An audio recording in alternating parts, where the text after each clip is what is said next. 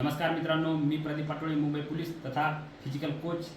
तर खेड्यात राहून, गावामध्ये राहून अकॅडमीच्या शिवाय जे मुलं भरतीची प्रॅक्टिस करतात त्या मुलांसाठी हा व्हिडिओ अत्यंत महत्त्वाचा आहे. खेड्यातील मुलं खूप कष्टाळू असतात, परंतु त्यांना योग्य मार्गदर्शन नसते व त्या मार्गदर्शनाच्या अभावी गावामध्ये प्रॅक्टिस करता वेळेस त्या मोठ्या 5 चुका करतात. त्या 5 चुका मी तुम्हाला सांगणार आहे. व्हिडिओ शेवटपर्यंत पहा. 5 नंबरची चूक ही अत्यंत महत्त्वाची आहे. पहिली चूक, रिकाम्या पोटी पळायला जाणे. मित्रांनो, पळायला जायचं असले त्यावेळेस आपल्या शरीरामध्ये ऊर्जा असते, ऊर्जाची गरज असते. तर रिकाम्या पोटी पळायला जातात त्यावेळेस आपल्याला ऊर्जेची कमतरता भासल्यामुळे तुम्हाला सांगतो, हा गळा सुका पडतो किंवा दम लागणे किंवा पाय भरून येणे, तर अशा प्रकारचे तुम्हाला परिणाम होतात. त्यामुळे तुम्हाला काय करावे, तर सकाळी रनिंगला जायच्या अगोदर तुम्ही एक खजूर किंवा केळी किंवा कोमट पाणी करून पियावे. 2 नंबरची चूक मित्रांनो, तुम्ही चहा पिऊन जाता. तर प्रॅक्टिस करायला जायच्या वेळेस तुम्ही कडक दुधाचा चहा पिऊन जातात. तर मित्रांनो, दुधामध्ये साखर आणि दूध असते, त्यामुळे तुम्हाला तात्पुरती ऊर्जा मिळते, परंतु तुम्हाला असं वाटतं की बाबा चहा पिल्याने शरीरामध्ये ऊर्जा येते आणि आपल्याला एक आपला आळस वगैरे जातो. तर मित्रांनो, ही तात्पुरती ऊर्जा असते शरीराला.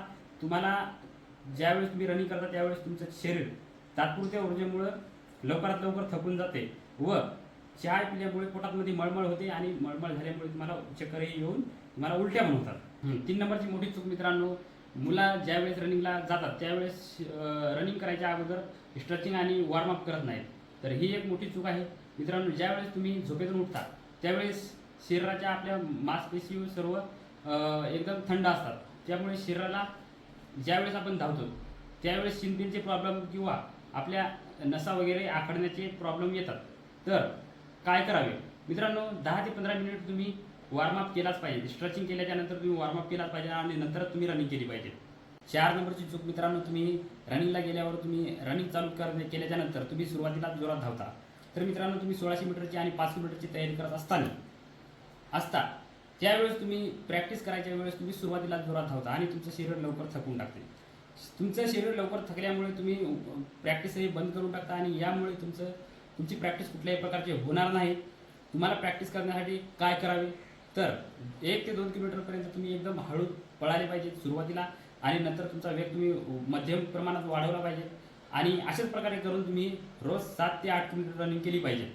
5 नंबरची मोठी चूक मित्रांनो, स्टॅमिना वाढवायचा. त्यामुळे मुलं इंजेक्शन किंवा मेडिकलवरून गोळ्यांचा वापर करतात. मित्रांनो, काही मुलांना भरती जवळ आली त्याच वेळेस प्रॅक्टिस करावं वाटते किंवा भरती आली त्याच वेळेस त्यांचे डोळे उघडतात. तर मित्रांनो, प्रॅक्टिस करण्यासाठी जे मुलं इंजेक्शन किंवा याचा वापर करतात, तर इंजेक्शन वगैरे आणि गोळ्या घेणे म्हणजे ही कुठलीही प्रकारची चूक नाही मित्रांनो. तर हे स्वतःच्या पायावर कुऱ्हाड मारण्यासारखं आहे. मित्रांनो, प्रॅक्टिस करत असताना प्रत्येकाला दम लागत असतो, परंतु हे इंजेक्शन आणि गोळ्या खाल्ल्यामुळे डायरेक्टली आपल्या हृदयावर परिणाम होत असतो आणि याच कारणामुळे आपल्याला मैदानावर हार्ट अटॅक येऊ शकतो किंवा तिथून बाहेर पडल्याच्या नंतरही आपल्याला हार्ट अटॅक येऊ शकतो. तर अशा मुलांना मित्रांनो, जरी सुद्धा यांनी मैदान पास केलं असेल तर तशा मुलांना मेडिकलमधून बाहेर काढले जात असते आणि हे पुन्हा भरती देऊ शकत नाहीत. तर मित्रांनो, स्टॅमिना नेमका असतो कशात? डाएटमध्ये दूध, केळी आणि भिजवलेले हरभरे आणि गोड शेंगदाणे अशा प्रकारचं तुम्ही डाएटमध्ये ठेवलं पाहिजे आणि रोज नियमित प्रॅक्टिस केल्यामुळे तुमचा स्टॅमिना वाढत असतो. तर मित्रांनो, ह्या 5 महत्त्वाच्या चुका तुम्ही आजच बंद करा आणि नियमित सराव करा आणि योग्य डाएट करा.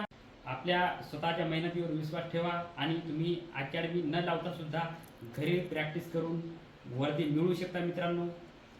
आणि भरती करणाऱ्या मुलांना हा व्हिडिओ नक्की शेअर करा. व्हिडिओ आवडला असेल तर लाईक करा, सबस्क्राईब करा.